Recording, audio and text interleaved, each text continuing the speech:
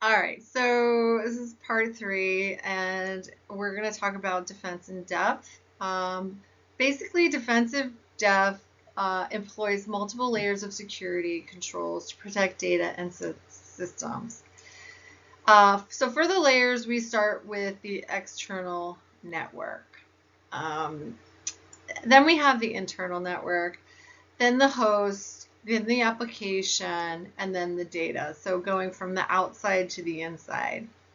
And each layer serves as being very hard to reach the target and enhance security by reducing the likelihood that a single point of failure will result in a successful attack. Hence the layers. So if one security layer fails, there will be others to prevent unexpected consequences. So such a file run on a network layer. So we have encryption. Each layer makes it harder for the attacker to penetrate. And this basically provides redundancy in backup control, so there's no one single point of failure. If one control fails, then there's another one to continue to offer protections. In some cases, you can see a defensive measure is listed in more than one area, like ideas and tips. It's at the host level, and it is also on the internal network level that provides more resilience and more comprehensive coverage. So also involved with this would be like user training, and that is done to recognize phishing attack, which is very crucial. And so basically in this multi-layered defense, hackers must overcome a bunch of different defenses to reach the target. And that's why we have this defense in depth, multi-layered defense. So let's talk about some security domains. So these refer to a very distinct area of focus within the broader field of cybersecurity. So each domain represents specific aspects of security which needs to be addressed in order to protect the information and systems effectively. And these domains are often used in frameworks and certifications such as the CISSP to organize security practices and policies, and also provides a systematic approach to secure access or assets. And so here are some of the key security domains that we're going to go over very briefly. And in the upcoming modules, weeks, we'll go over some of these in a lot greater detail. So for access control, the concepts identity management, authentication, authorization, and accountability focus on ensuring that authorized users have access. And looking at telecommunication and network security, that's going to focus on secure communication channels. So basically protecting data as it's transmitted across networks. And then also the CIA triad, which was on there as well.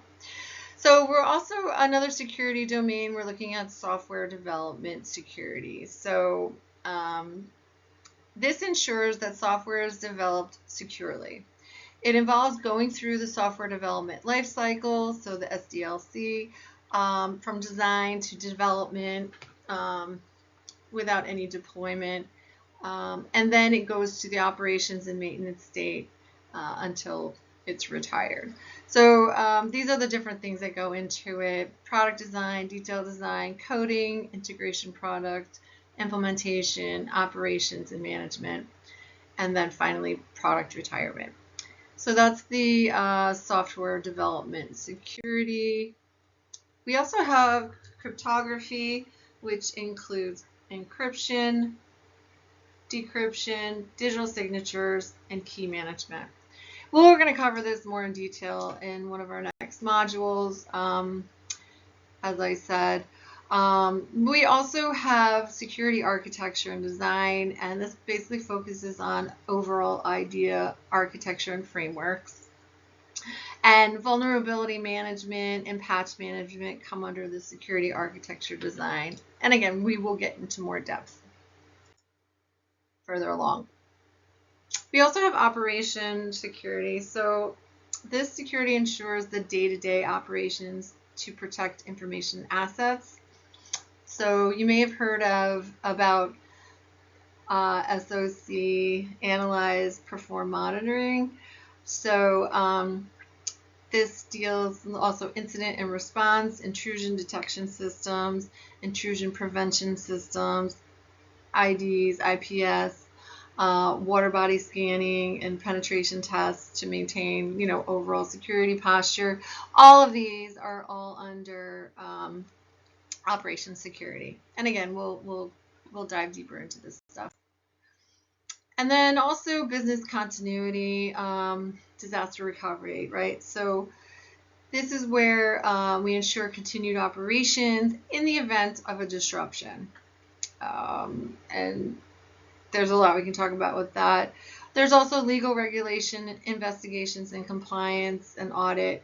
And this basically just ensures that an organization compliance with laws and regulatory requirements would ensure security practices align with legal, regulatory, and organizational requirements. And this all involves like the privacy laws. Compliance frameworks and legal requirements are met. Then critical security focuses on protecting physical assets and environments. So physical security, all of these domains that we talked about provide a structured approach to understanding and implementing comprehensive security strategies and building robust programs. So physical security also, we're just talking about availability, authentication, access controls, safety, and compliance. So that's it for the introduction, module 1. And do you have your, there's reading 1. This is all up on Brightspace for you. Reading 1, assignment 1, and discussion 1. And they're all going to be due on the Monday. Class starts on Tuesday, which is today, and then ends on Monday. So everything will be due the following Monday from today by 11:59 p.m. And so in the next few classes, we'll still be going over some more fundamental foundational topics. So please complete your readings, your assignments, and your discussions before our next class. We will be doing some practical exercises to give you some real world experiences. And then, everything is up on Brightspace with due dates and all that good stuff. So, but again, we've only scratched the surface on this exciting journey into the world of information security and assurance. Your engagement will be key as we dive deeper into complex topics. So as we wrap up today, I encourage you to start thinking about real-world implications of what we discussed and how these principles apply to your work of interest. So again, this is my contact information. Please reach out if you have any questions. And of course, office hours are by appointment via Zoom. So I will see you all next time.